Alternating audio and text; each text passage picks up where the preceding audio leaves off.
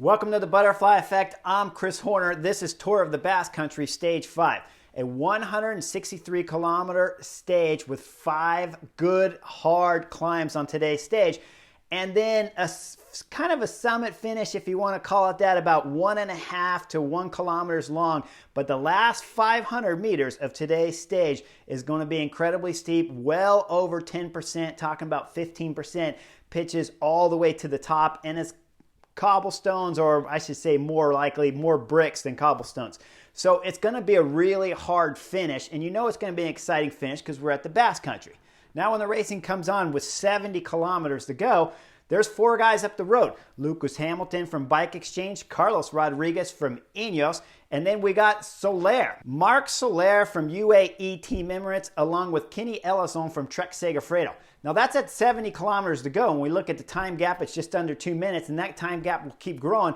But you have to tune in at 70 kilometers to go, because at 67 kilometers to go, when they summit the climb, they'll drop down the backside, and then it's Lucas Hamilton Bike Exchange that goes over the guardrail. Luckily, if you see in the picture, he's got his hand holding the guardrail, trying to slow that drop that he's going to have. And it's a good, solid, probably 15 feet down drop. And we just see him sitting down basically on his butt after the cameras view in on him. But when we back up the film, what it looks like to me here is the turn is curving, and then it's hooking at the end hard. So we see up front with Carlos Rodriguez, he had a problem making that. They're up against the barricades, and then Lucas Hamilton just slid along this guardrail there, straight over the guardrail. And like I said, luckily he got his hand out there to slow the fall and keep everything a little bit more under control. He'll get up, he'll climb over that guardrail, but he will drop out of today's race. Now that leaves just 3 guys up front. But when the cameras go back, it's Jumbo-Visma that's riding the front. Status quo, bike racing 101, right? Brake gets up the road,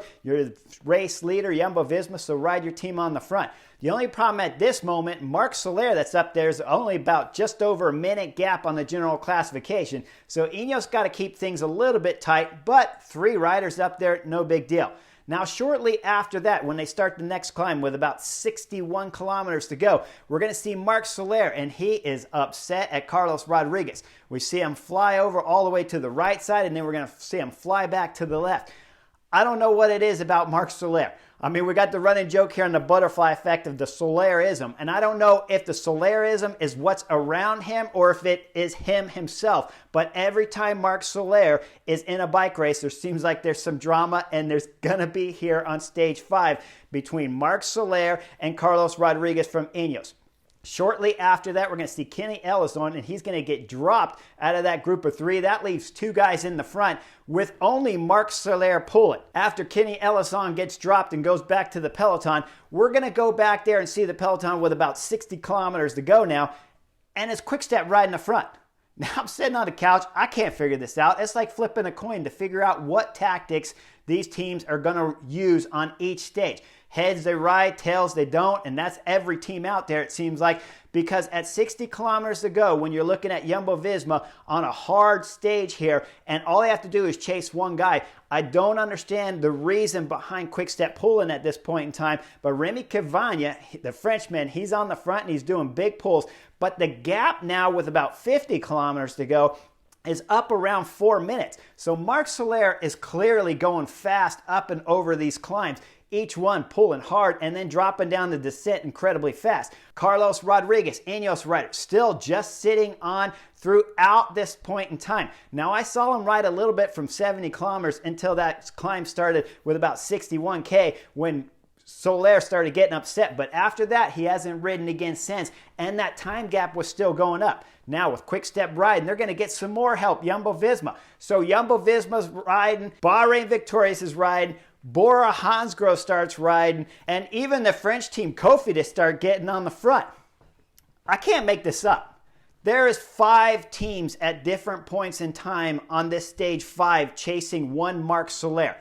I don't know what Marc Soler had for breakfast, but he is going fast. because if you got 5 teams back there chasing and they're only slowly putting dents into your 4-minute gap, you know you're going fast. So Mark Soler is motivated even though Carlos Rodriguez is sitting on him. Now, the GCN commentator Nico Roche, I'm going to agree with him on his tactics when it's regarding Carlos Rodriguez here, because with Carlos Rodriguez not working with Mark Soler, and remember, we still got 60 kilometers to go, you got to assume that gap cannot get that big. Now, to my disbelief, Mark Soler is doing an amazing job. But when you look at the tactics of Carlos Rodriguez sitting on and 5 teams at points in time chasing back there one rider, I got to believe, why wouldn't you rotate through with Mark Soler? Extend that time gap. Now, tactic 101, when you're sitting on the couch, the cover says it's simple. You agree with Matt Stevens on this tactic where he says, no, I wouldn't have the Ineos rider working with Mark Soler because of course, Mark Soler's higher, can move up on GC over Danny Martinez and Adam Yates back there on Ineos. But you can always pull the abort button. You can work, you can gain that time, and then you can explode the whole Jumbo-Visma team. Now, when I'm sitting here on the stool and when I was on the couch watching the race, I didn't think there'd be 5 teams chasing. I thought Jumbo-Visma for sure, but after that, I don't see any reason why any of the other teams should have been chasing. But like I said, 4 other teams on today's stage flipped a coin, it popped up heads, and so they all decided to ride the front on today's stage to bring back Mark Soler, who's up the road. Or maybe personally, they don't like Mark Soler. I don't know what it is, but there has to be something else going on back there in the director's car to see 4 other teams riding with Jumbo-Visma to pull back one lonely Mark Soler at the front. But Mark Soler doing an absolutely tremendous job on the front, because even with those 5 teams chasing, when we start the last climb, just under 20 kilometers to go, he has about a 2-minute gap. Now, when we reach about 14 and a half kilometers to go, it's Remco Evenepoel putting in a massive dig, and it's Eon Izagirre, the Cofidis rider, locked onto his wheel. Jonas Vingegaard will follow that attack, and there'll be 6 guys in the front group of favorites chasing the 2 breakaway leaders that are still up the road by about a minute. Now, we'll see one other rider from the GC peloton back there bridge across. It's Bahrain victorious Pello Bilbao, and he's stomping on the pedals to bridge across to a storm, and Remco Evenepoel, Vlasov, Jonas Vingegaard, and Movistar's Enric Mas is the other group of 6 that was up there with Pello Bilbao stomping those pedals. He bridges across. Now they got 7 guys. Now let me rewind the tape. Let me bring it back to that Remco Evenepoel attack, because when he attacks on the right side, you're going to see in the picture there, it's Primoz Roglic, Jumbo-Visma race leader here, defending champion at Tour of the Basque Country. He's right there looking like he's going to cover that move. Now you're going to see, he looks over and he sees Jonas Vingegaard, and with Jonas Vingegaard covering that move, you see Primoz Roglic hit the abort button and slot back into the group of GC favorites that aren't going to go up the road there with Remco Evenepoel. Now, this is a mistake in my book. This is what I talked about yesterday while they were going up that last climb on stage 4. I don't like where Jonas Vingegaard does not stay with his race leader, Primoz Roglic.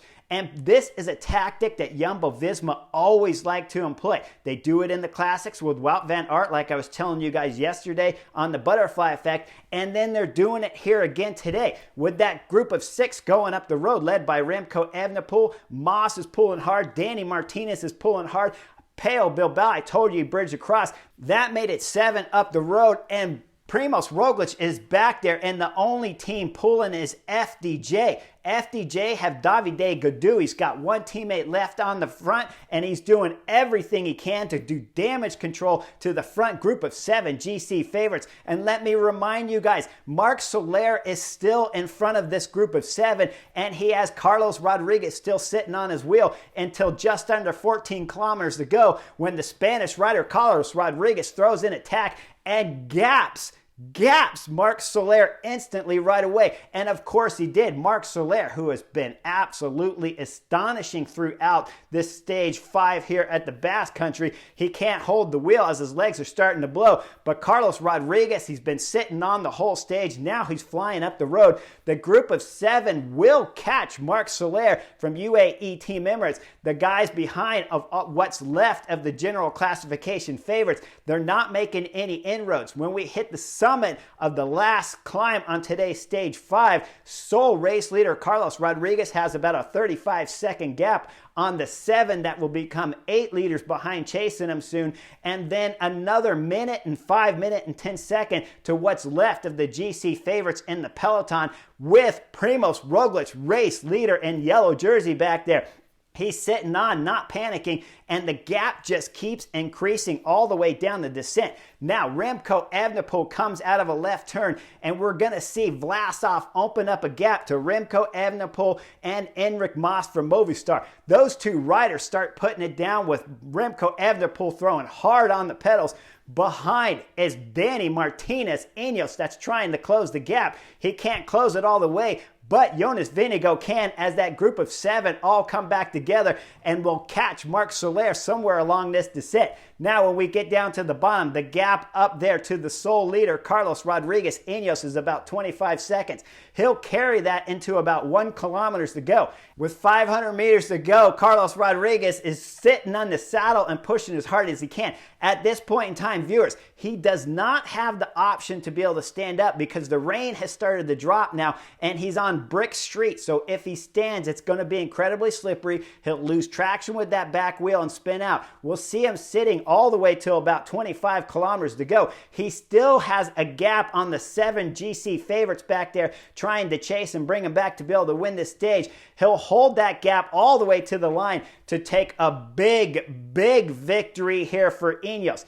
Now, the group behind, as they're coming up with about 175 meters to go, Vlasov, the Bora Hansgrohe rider, throws in a big attack. At 150, we're going to see Danny Martinez there just come into the picture. He'll throw in a big acceleration. He'll go all the way to the line for second on the stage. Remco Evenepoel across the line for third to round out the podium here on stage 5 of the Basque Country. But let me back it up. Let me back it up just to about 50 meters to go before the line, because what really happened, Danny Martinez was on the front throwing in his last attack to try to get second on today's stage and gap off Remco Evenepoel so he can become the new race leader here at Tour of the Basque Country. What happens though is Jonas Vingegaard's back wheel slips as he starts his acceleration. He goes hard left right into Vlasov and nails Vlasov into the barriers. Both riders crash. Remco Evenepoel, the quick step rider, is all the way on the right. He'll continue his acceleration, but it's not possible to catch Danny Martinez.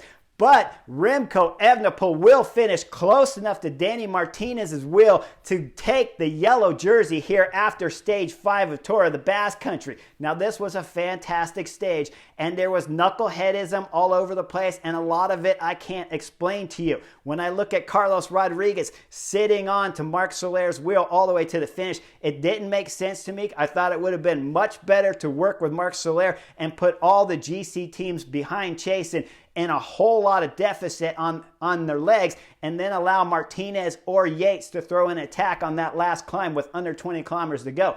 Now, my other complaint, when Carlos Rodriguez attacks Marc Soler and starts going solo, if that group of 6 that then became 7 with Pello Bilbao bridging across magnificently, if I was Ineos, I would have pulled at that exact moment. I would have pulled and held Carlos Rodriguez at the top of that summit so that he could wait for Danny Martinez and then drill it all the way into the finish of today's stage. That would have allowed the time gap to be bigger to Primoz Roglic back there, who finished in that big bunch of leftover GC favorites. He won't be able to keep his yellow jersey, but he's still within a minute and 10 seconds on the GC leader now, Remco Evenepoel, going into the last stage for tomorrow. So if you had taken Carlos Rodriguez out of that front group of 2 with Marc Soler, instead of sending him up the road solo, that gap would be bigger to Primoz Roglic, which I'd like to see. But now remember, when we're coming into the finish of today's stage,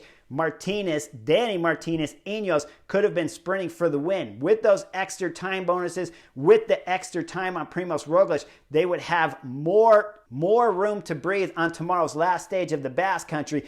Instead, they're going to finish today's stage with a stage win, but second on the general classification behind Remco Evenepoel. And do not forget, Primoz Roglic is still 8th on the general classification. It's a big time gap to ask for the Slovenian to make up if he really did have bad legs. In his interview, he said he was not feeling good today, but How many times do riders say that and then they still come good the next day? So keep that in mind. That could be the butterfly effect. Those seconds on today's stage that Carlos Rodriguez took from Danny Martinez by winning today's stage, and those seconds lost in the time gap to Primoz Roglic, is group back there chasing the front group of 7. That could matter after tomorrow's stage is finished here for the last day of the Basque Country. As I always tell you, the Basque Country never disappoints, and you know tomorrow's going to be a big battle because it's only an 80-85 mile stage. We're talking 130-135 kilometer stage, so it's going to be full gas from kilometer 0 all the way to the finish. And if it's anything like last year's stage, we know it is going to blow the race apart, and Primoz Roglic, Jumbo-Visma are going to be on the attack from kilometer 0 all the way to the finish of tomorrow's race, now that they no longer have the race leader's yellow jersey here at Tour of the Basque. Like and subscribe, and I'll see you guys real soon.